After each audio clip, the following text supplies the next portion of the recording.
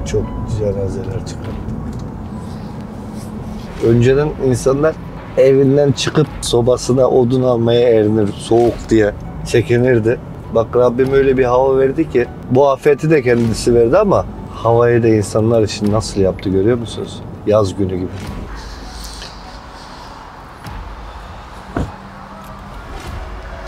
Bu Dede Korkut sitesi oluyor. En çok samimi olduğum Namık Halil. Günlük benden uğraşırdı, şakalaşırdı. Çıkarttığım yer şurası Namık abi. Daire gibi gözüküyor ya. Evet. Onun üstündeki kolondan çıkarttık. 3. kattaydı. 3. kat şeye inmişti. Karşıyı görmem mümkün değildi bak. Bu taraf hep bina, site.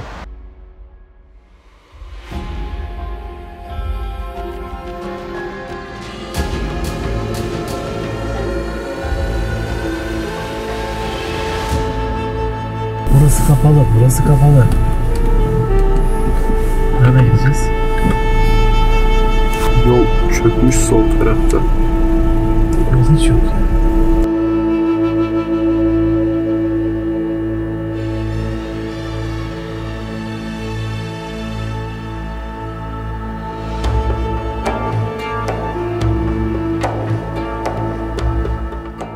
Ben Ahmet Vurgut, 1979'da İskenderun doğumluyum. Hep acılarla büyüdük ama böyle bir acı tarifi yok.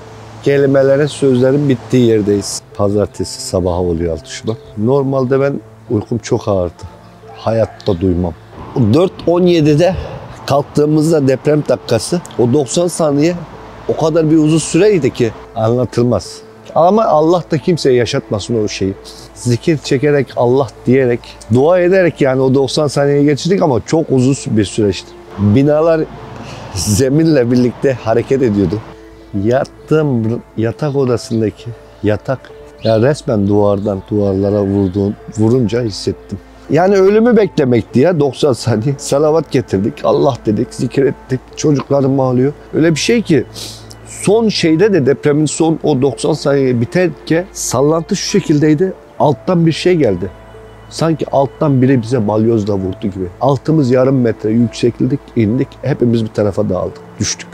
Hemen kalktım, yağmur yağıyor. Çocuklarımla hep birlikte kalktık zaten. O bardaklar, tabaklı yeri çöktü, evin dibinin zemini çöktü. Yani dışarı çıkarken düşerek. Sonra çıktık, Allah'tan evim müsaitti. Müstakil olduğundan bahçeme çıktım. Bahçemde çocuklarım, evlatlarım hepsi bana sarıldı. O 90 saniye var ya, 90 saniye anlatılmaz. Ama Allah da kimseye yaşatmasın o şeyi.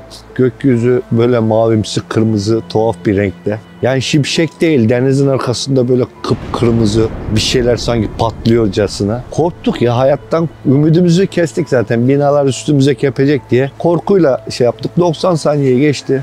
Az ilerideki 3 katlı bina yıkıldı. Gözümüzün önünde çıktık işte oraya. Yapmamız gereken tek şey telefonlarımızı elimize alıp itfaiyeyi aramak. Karakol, jandarmayı, polisi aramaktı.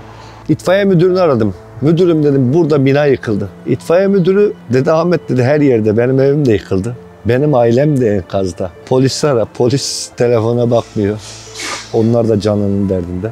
Jandarma aynı şekilde. En son itfaiye müdürünü aradım. Ne yapacağız dedim. Hepiniz dedi birer itfaiye erisiniz arkadaşlar dedi. Hepiniz birer dedi şeysiniz, görevlisiniz. Başladık.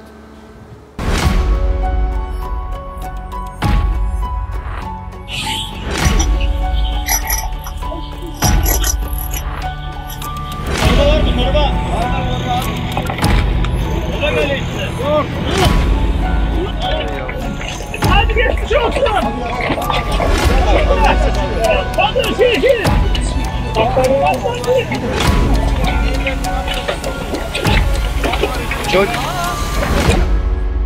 Buradan 2-3 tane cenaze aldım götürdüm. Biri yaralıydı. Herkes kendi evladını, kendi canını kurtarma derdine düşmüştü. O ilk gün hiç yardıma gelen olmadı. Yani biz kendi bölgenin insanları olarak el attık. Ayağımızda terlik bile yoktu daha doğrusu. Çorapla, ıslak yağmurda. İlk komşumu kurtardık. Sonra farklı yerlerdeki binaların yanına girdik. Çalışmalar yaptık. Yaralılar çıktı. Zaten o günkü çığlıklar ben buradayım diyordu zaten. Elimizde ya, kürek de yok, hesap et. Elimizde. Ellerimizden çıkarttabildiğimizi çıkarttık. Hiç ümidimizi kestiğimiz insanlar oldu mu? Oldu. Damın kolonu arasında 2 kolon yapışmış. Ama kurban oldum, Allah öldürmeyen öldürmüyor ya. Kolonun arasında hiçbir kuvvet yok. Vinçten başka kimsenin çıkartma şeyi olmadığından dolayı artık kulaklarımızı tıkattık. Daha kolay şeylere, yaralılara yardım etmeye çalıştık. Ölmüş insanları çıkartmaya başladık. Tabii o gün bir cehennem. 2 ceset aldık. Bağaca koyduk. Bir tane de yaralı vardı. Sadece gözleri kıpırtıyor. 5 kişilik bir özel bir araca şoförle ben sadece sağlam. İkisi ceset, biri yaralı, ağır yaralı. Hastane 5-6 kilometre uzaklıktaydı. Oraya gidene kadar o çocuğun sadece konuşma kelimesi şuydu: Allah.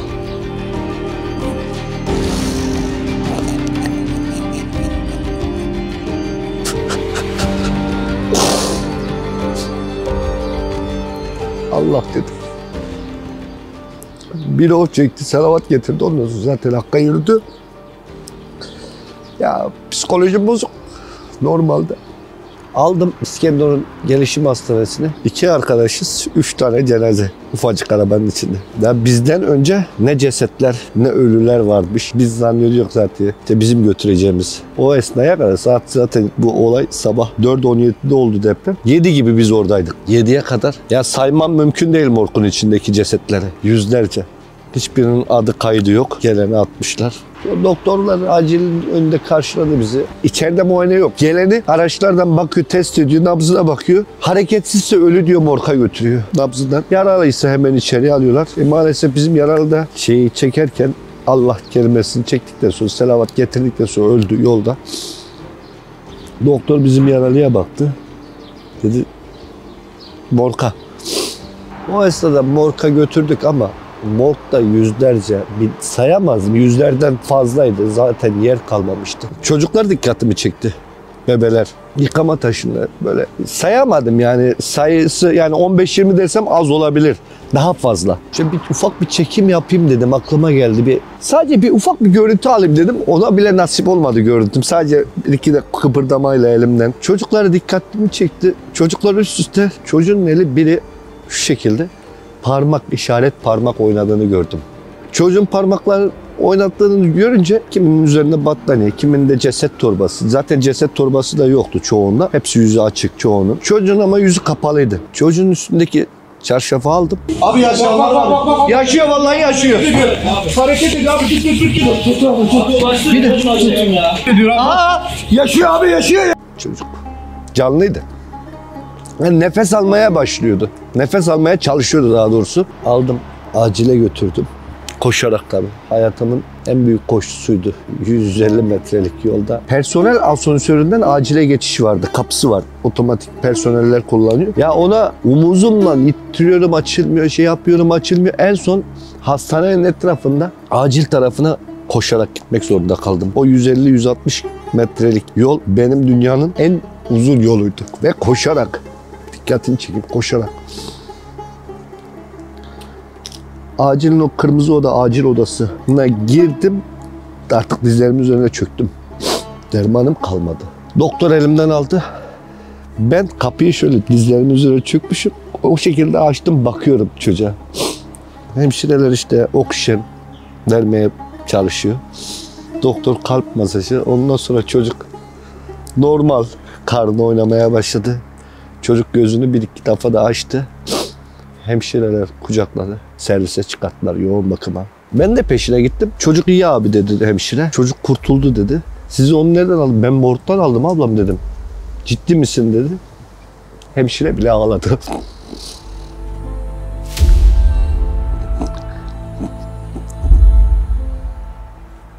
Dedim durumu nasıl? İyi mi? Çocukta hiçbir şey yok abi dedi. Nasıl olur dedi. Morga atardılar bu çocuğu. Vallahi ablam dedim, ben tanımıyorum, etmiyorum. Tanısam zaten ben direkt size getirirdim.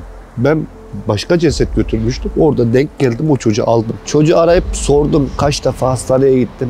Çocuk gemi yoluyla, deniz yoluyla diğer illere sevk edildiğini söylendi. Tabii ulaşamadım. Kayıt yoktu o zamanlar. Mahşer bir kalabalık olduğundan dolayı kayıt, kimlik kartı sorma falan, sıralandırma öyle bir şey yapılmadı. Bakın dedim, cesetlerde dedim hipotermiye girmiş olabilirler, soğuktan ölmemiş olabilirler. Bir muayene edin dedim. Tekrar Morgdakiler. Abi dedi hangisine yetişelim? Morgdakilere mi dedi? Gelenlere mi? Gelenler şöyle. İstanbul trafiği gibi. Acilin önü. Sırada bekliyorlar. Ama yine doktorlardan da Allah razı olsun. Yani onlar da mücadele etti. Çok güzel mücadeleleri vardı. Benim gibi duygusal. Kimisi annesini, kimisi eşini kaybetmiş. O şekilde göreve gelmişlerdi. Görevlerini de yapıyorlardı. Çocuğu ben yaklaşık 1 ay 5 gün falan oluyor. Hala arıyoruz. Bulamıyoruz ama iyi olduğunu duydum. Ailesinin vefat ettiğini duydum. Çocuğun şu an kimsesi yok olduğunu düşünüyorum. Çünkü olsaydı bulunurdu. Bulunmadı.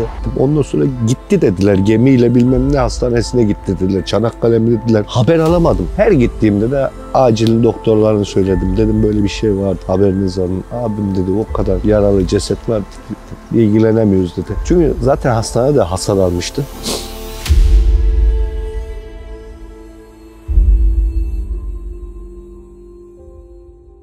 Kuzenlerim, halam, dayım çocuklar çok vefat eden oldu. Halamın kızları vardı 2 tane, onları çıkarttık. Eniştelerim vardı, kuzenlerim vardı, onları çıkarttık. Antakya'da hatta İskenderun'da çalıştık. Halamın kızı 2 çocuğu, bir de eşi eniştem aynı enkazda yaklaşık 1 hafta 10 gün kaldılar. O 10 gün boyunca biz daha önce gittik çalışma yapardık. Çıkartırız diye uğraştık. Maalesef 3 katlı, 3 katın dam dediğimiz betonlar üçü de üst üsteydi. Yani elden bir şey gelecek bir şey yok. Ya vinç ya kepçeleri büyük kepçelerle çıkartmak gerekiyordu. 10 gün bekledik. Oğlu da şeydeydi, askerdi. Uzman asker. O da gelmişti. 10 gün sonra arama kurtarmaya başlandı, çalışıldı. Vinç kaldırdı. Cesetler ortaya çıktı ama yaklaşabildin mi? Yaklaştık. Ama ondan sonra yemek yiyebildik mi? Yok. Su bile içemedik. Yani mide insanoğlunun şey az önce demiştim ya. Köylü akrabam olarak en az 50 tane. Arkadaş olarak en az 100 tane tanıdığım arkadaşlarımla. Hepsi Hakk'a yürüdü. Halamın kızı Aysel ablam tabii şişmiş. Kokmuşlar. Yaklaşılmıyordu yanlarına. Ceset torbasına koyarken uzman jandarma olan Mehmet, oğlu olan Mehmet boynuma sarılarak bak dedi. Ahmet abi dedi. Annem bana nasıl gülüyor? Gülüyor. Oysa ki cesetler öyle değildi. Simsiyah kömür gibi olmuştu. Aysel ablanın kafası ezilmiş şu şekilde. Gözler dışarıda artık yani korku filmlerindeki gibiydi ya. İnsanın psikolojisi bozulmaması mümkün değil. Rabbim öyle bir evladı da ferahlık veriyor ki, öyle bir şey gözde gösteriyor ki annesini, ailesine. Gülüyor demesi benim çok dikkatimi çekti. Oysa yani korku filmiydi ya. Ya öyle bir şey yoktu.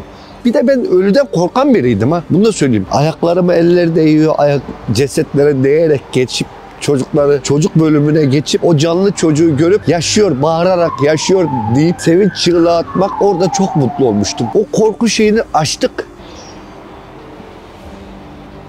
Anlatılmaz ya. Anlatılmaz. Ne mezarlarında isimleri var şu an. Gidip ziyaret edip Fatiha okuyacak. Dua. Allah Rabbim kimseye böyle bir acı yaşatmasın. Gördüğünüz gibi her taraf enkaz, yığıntı, hayaller vardı. Hiçbir şey kalmadı bak. Görüyorsunuz, hiçbir şey yok. 10 günlük süreçte çok çalıştık. Herkes çalıştı ama ben artık son 10 günde ümidimi kestim artık. Dedim bu saatten sonra insanlar soğuktan da ölmüştür, açlıktan ölmüştür enkazın altında. Artık ümidi kestim artık. İşte böyle bir şey geldiğiniz zaman, konuştuğum zaman gözler yani ben kolaydan ağlayan biri değildim ya. Benim psikoloji alt üst. Bütün depremzedelerin psikoloji alt üst. Psikiyatri tedavi. Sadece ben değil. Bütün depremzedelerin psikolojik tedaviye ihtiyacı var. En büyük yardım bu. Bunu unutmayın. En büyük yardım. Beni en duygulandıran bir olay arkamdaki şu bina.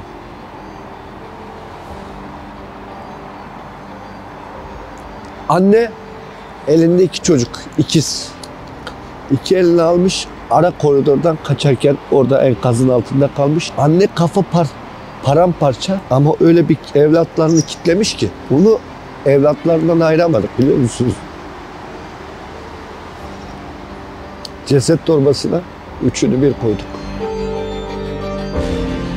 Akşam beraber oturup da aynı masada oturup sohbet ettiğimiz arkadaşları ertesi gün birkaç saat sonra şu gördüğünüz enkazlardan arkadaşların çabasıyla beraber çıkarttık. Namık Halli'ydi abimizin adı. Onu çok sevdiğim için zaten 7. 8. onun binasında çalıştım. Namık abiyi 9. kişi olarak yine biz çıkarttık.